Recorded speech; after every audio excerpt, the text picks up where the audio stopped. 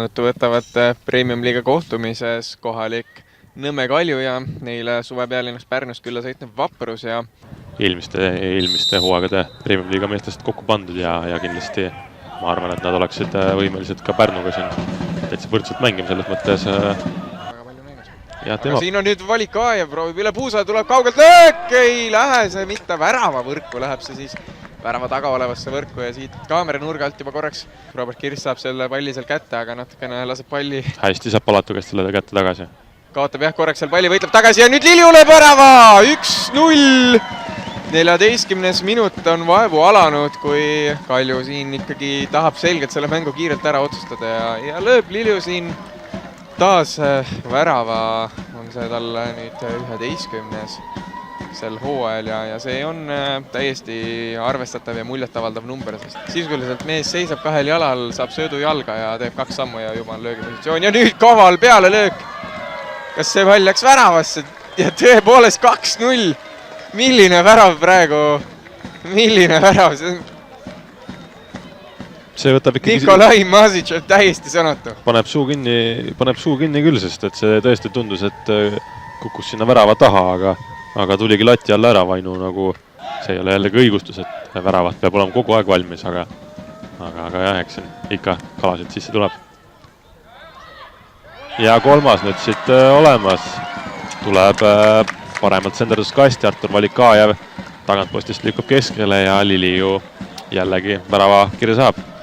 12. värav siis brasiillasele ja näitab tõesti mees, et siin liigatabelis madalama asetsevatele võistkondadele suudab see mees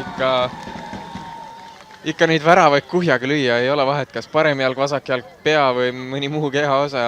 Tänavu ka natukene rohkem silma paistnud kui teised, aga samas ega temalgi nüüd siin suurt rõõmu ei ole. 4-0!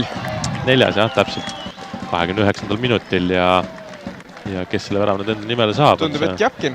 Vähemalt kaaslased käivad teda siin kõige rohkem õnnitlemas ja tundub tõesti Kalju jaoks ikkagi täielik jalutus kõik pargis. Mehed naudivad jalgpalli täiel rinnal ja poole oli teinud, et üks vahetus on küll see mäng tehtud, kui esimese poole lõpus vaatame siin juba seda olukorda ja siin on 5-0 ja ei jõua siin isegi vahetustest rääkida, kui kas see oli nüüd Robert Kirss, kes värava enda nimele sai või Nikolai Masic minu meelest oli see mees, Nikolai Masic, mõlemad seal üksteist nüüd õnnitlevad. Kes seal tagapostis seisis ja aga kohe näeme, ja, kes selle viimase peaselt vastu pani, 16 sekundit vaatasin, võttis aega. Pärnu linnameeskonna ridades, kui ta poole hooaja pealt tuli, siis kui siin tuleb värav ja Lilju saab omale kübara triki kirja. Neid võimalusi siin Kaljul täna lüüa palju väravaid on olnud palju ja Lilju siin realiseerib ühe järgmistest ikkagi ära ja lööb ta sellega siis oma Premium-liiga hooaja 13. värava ja kui kõrgele ta nüüd liiga väravaküttide tabelis sellega tõuseb?